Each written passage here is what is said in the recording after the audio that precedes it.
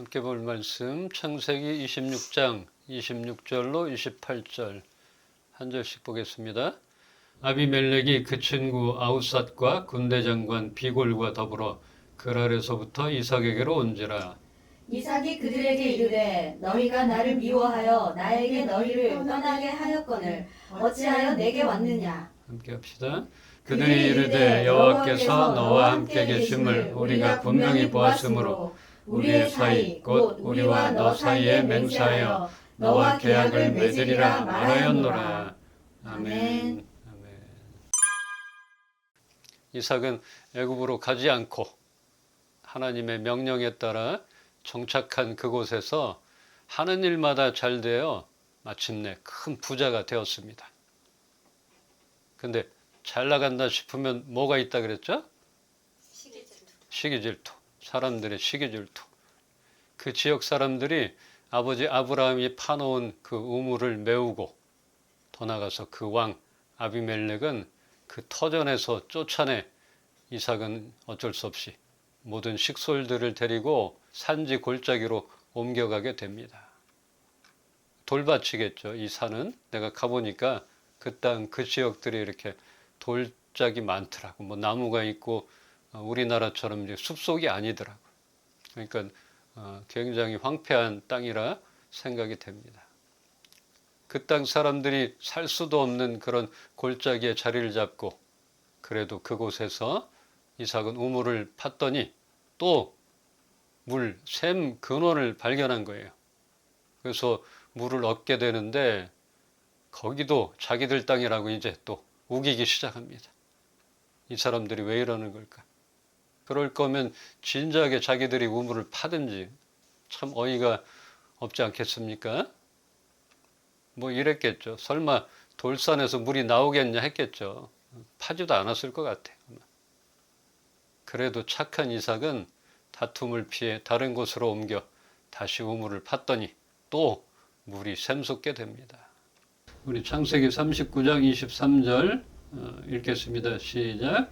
간수장은 그의 손에 맡긴 것을 무엇이든지 살펴보지 아니하였으니 이는 여호와께서 요셉과 함께 하심이라. 여호와께서 그를 범사에 형통하게 하셨더라. 아멘. 아멘. 자, 이거 읽어보면서 데자뷰 되는 것 같지 않습니까? 금방 이삭 봤잖아요. 요셉이 종으로 팔려가도 감옥에 갇혀도 하나님이 함께 하셨던 것, 또 그 할아버지 이삭이 어디를 가든지 어디서 정착을 하든지 하나님이 함께 하시는 형통의 축복을 이삭이 먼저 받았다 하겠습니다. 그래서 지금 뭐 산골짜기로 옮겨가든지 아니면 어디로 가든지 물이 나오게 하는, 또 요셉이 뭐 종이 되든 감옥에 갇히든 하나님이 함께해서 그를 범사에 형통하게 하셨다. 이런 축복을 이렇게 받았던 것들을 우리가 보게 됩니다. 이렇게 하나님이 함께 하시는 증거가 나타나는 이것이 형통한 삶이라 하겠습니다. 가는 곳마다 이런 증거가 나타나는 것 같아요. 형통한 사람은 그냥 한순간에 부자 되고 뭐 높은 위치에 올라갔다가 뚝 떨어지고 이런 것들이 형통이 아니라는 것이죠. 그래서 이런 가는 곳마다 하나님이 함께 하신다는 증거, 이런 것들이 나타나고 볼 수 있는 것, 이게 바로 형통한 삶이라 하겠습니다. 우리의 삶 가운데 이 같은 하나님이 함께 하시는 증거들이 우리들에게도 나타나기를 소망합니다.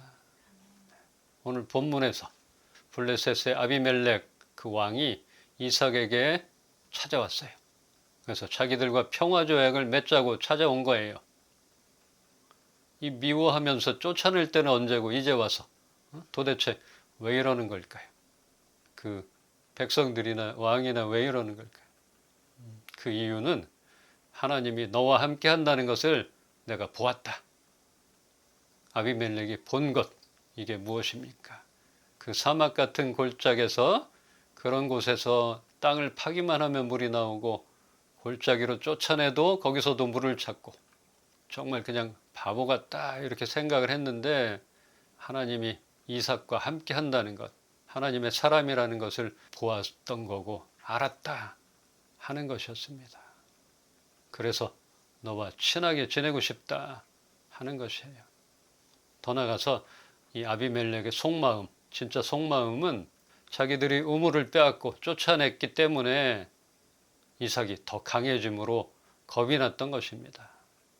그래서 빨리 화친을 맺은 거예요. 이삭은 그냥 다투지 않고 양보하고 새로운 터전에서 하나님을 예배하고 열심히 우물을 팠을 뿐인데 하나님은 이삭의 그 억울했던 지난 시간들을 역전시켜 주셨던 것입니다. 별로 한 게 없어요, 이삭은. 근데 이렇게 찾아오잖아. 이런 축복, 이런 증거들이 우리들에게도 있기를 소망합니다. 창세기 26장 22절 함께 보겠습니다. 시작. 이삭이 거기서 옮겨 다른 우물을 팠더니 그들이 다투지 아니하였으므로 그 이름을 르호봇이라 하여 이르되 이제는 여호와께서 우리를 위하여 넓게 하셨으니 이 땅에서 우리가 번성하리로다 하였더라. 아멘. 아멘. 네. 이삭을 이렇게 보면서 몇 가지 교훈을 얻게 됩니다. 여러분들도 지난 주 말씀 들으면서 뭐 이런 거 느끼는 거 있잖아요. 또 오늘 두 번째 보면서 교훈을 얻게 돼요. 첫 번째, 물질에 너무 집착하지 말자. 우물 뭐 그까짓 것 또 파면 되지. 파면 나오잖아요. 기회는 다시 온다. 너무 집착하지 맙시다. 너무 욕심껏 가지려 하지 말고 상황에 따라 양보합시다. 그럴 때 지금 읽었던 말씀처럼 하나님은 더 넓은 땅과 안정된 곳에서 정착하게 해주실 것입니다. 그냥 욕심 부리고 싸우고 쟁취하고 그래봤자 산골짜기였잖아요. 어쩌면 거기서 그냥 끝나는 것인데 지금 말씀처럼 그럴 때 이렇게 좀 손해보더라도 양보했더니 다툼도 없어지고 더 넓은 땅 그거를 허락해 주시고 안정된 삶을 살게 정착하게 해주셨다. 이것을 우리가 얻기를 소망하는 것입니다. 이렇게 좀 우리도 앞에 큰 것들을 좀 바라보길 소망합니다. 잘 모르잖아요. 요거 아니면 죽겠나이다. 이거 뺏기면 끝나는데 이럴 수도 있는데 우리 믿는 사람은 한번 그렇게 뭐 바보처럼 그냥 뺏기고 뭐 이렇게 잃어버리고 이러란 얘기는 아니라 상황에 따라 우리가 양보하고 또 그러면서 믿음을 갖고 하나님을 신뢰함으로 나간다면 정말 넓은 것들을 허락해 주시고 우리가 정착하게 해 주실 거라 믿습니다. 또 두 번째 교훈. 성공해야 한다. 세상은 약한 자에게 강하고 강한 자에게 약한 것이 사실입니다. 약하면 빼앗기고 쫓겨나고 또 이런 것들이 그 옛날이나 지금이나 똑같은 것 같습니다. 있어야 되고 뭔가 강해야 되고 그러기에 기본적으로 갖출 것은 갖춰야 합니다. 상반되잖아요. 집착하지 말고 양보하고 이런 거와 반대로 성공해야 한다. 있어야 된다. 또 상반되지만 둘 다 필요하다. 여겨집니다. 우리가 또 세상 일을 하니까 알 것 같지 않아요? 그래서 이런 것들 우리가 말씀을 근거해서 마음도 지키고 상황에 따라 양보하기도 하고 그러나 열심히 준비하는 것 이것들이 필요하다 여겨집니다. 이삭이 뭐 특출난 것도 아니고 아버지의 우물이었던 것 그것마저도 빼앗겼잖아요. 그런 이삭이었지만 다른 사람이 볼 때 저 사람은 하나님이 함께하는 사람이 분명하다. 그렇지 않으면 설명될 수가 없는 그런 상황들을 우리가 보았다 하는 것입니다. 야, 어떻게 저 사람은 가는 곳마다 저렇게 될까? 이런 것들을 봤잖아요. 그래서 이런 사람이야말로 가장 큰 축복을 받았다 하겠습니다. 다른 게 축복이 아닌 것 같아요. 하나님이 함께 하시는 축복. 이런 것들을 우리가 놓치지 않기를 소망합니다. 우리는 이렇게 말씀을 보면서 믿음의 사람들과 함께 하시는 그런 하나님을 보게 됩니다. 그 중에는 어려운 과정이 없었던 사람은 하나도 없었다. 이것을 알 수 있습니다. 누구도 하나님의 사람 중에 고난이 없던 사람은 없었대요. 사람마다 다른 성격과 또 연약함이 있잖아요. 또 불리한 상황, 환경, 여건, 그런 상황들 속에서도 믿음을 지키며 예배의 사람으로 있었던가. 참 이것만은 분명한 것 같아요. 그렇게 있었던 사람들과 하나님이 함께 하셨다. 그런 그들과 함께 하시는 하나님의 그 신실함, 그것도 우리가 보았습니다. 하나님 앞에 머물고 하나님께 피하고 하나님 앞으로 나아가는 사람은 하나님이 신실하게 보호해 주신다 하는 것입니다. 그래서 믿는 자들은 창대가 아니라 형통이라 하는 이유가 있습니다. 막힘없이 늘 파란불만 켜지는 것이 복이라 할 수 있겠지만 그것은 복이 아닌 어쩌면 화로 돌아오게 될 수가 있는 것입니다. 우리 주변에 그런 일들을 보게 되잖아요. 승승장구하면서 너무나 잘 나갔던 사람들, 알다가도 모를 일인 것 같아요. 이삭을 모르는 거예요. 양보하는 것. 근데 다 가지려고 했던 것 같아요. 지금도 그 새 정부 들어서 장관 청문회를 하잖아요. 정말 보면은 어때요? 그 자리에 내가 있다면 그 수모, 수치, 별의별 공격을 다 하잖아요. 더군다나 몰라도 되는 그 치부 다 드러나고 있고 그 스트레스를 이겨내고 장관이 되었는데 또 얼마 지나지 않아서 피의자가 되고 참 그 자리를 왜 가려고 하는지 잘 모르겠다 여겨집니다. 국무총리만 보더라도 2번이나 총리가 되는 게 쉬운 일입니까? 먼저 총리. 얼마나 복받았다 했겠습니까? 이거 한 번도 아니고 2번이나 총리를 했는데. 그러나 안 한만 못하게 되는 그런 일들이 그런 처지가 되고 말 것. 참 우리는 부러워할 일이 아닙니다. 아무거나 부럽다 할 필요가 없는 것 같아요. 우리가 부러워할 것, 정말 부러워할 것은 고난과 시련 속에서도 하나님이 함께 하시어 형통케 되는 그런 사람입니다. 하나님이 역전시키는 그런 사람을 우리가 부러워합시다. 저도 그래요. 예전에는 왜 복을 안 주시나? 저에게 좀 복을 주시지. 그렇게 생각을 했고 또 점점 더 늦기 전에 부어주셨으면 얼마나 좋을까. 내가 할 일도 많은데. 이렇게 하나님께 때를 썼었던 적도 있었는데 요즘은 왜 안 주셨나 이 이유를 알 것 같습니다. 정말 축복이 되어야 하기에 준비를 시키리라 믿어집니다.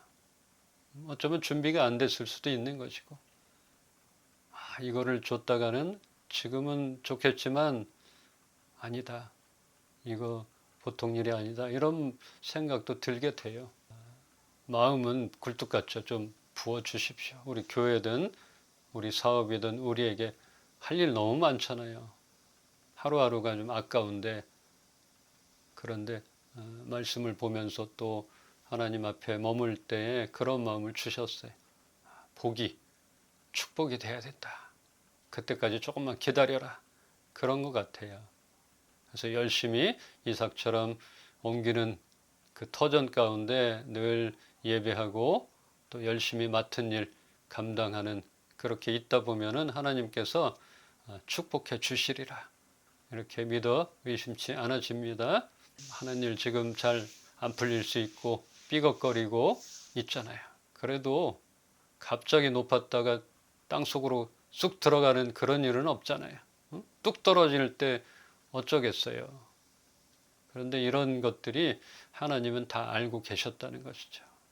그래서 저나 여러분들 우리 모두가 축복이 되는 그런 사람들을 우리가 부러워합시다. 어떤 상황들, 지금의 잘 나가는 것들로 우리가 부러워하면 안 된다 여겨집니다. 아브라함, 이삭, 야곱, 요셉 이 넷 중에 가장 편한 삶을 살았던 것 같은 그런 이삭. 그래서 제일 부럽다 했잖아요. 여러분들 뭐 모르겠지만 이삭이 제일 부럽다 여겨졌어요.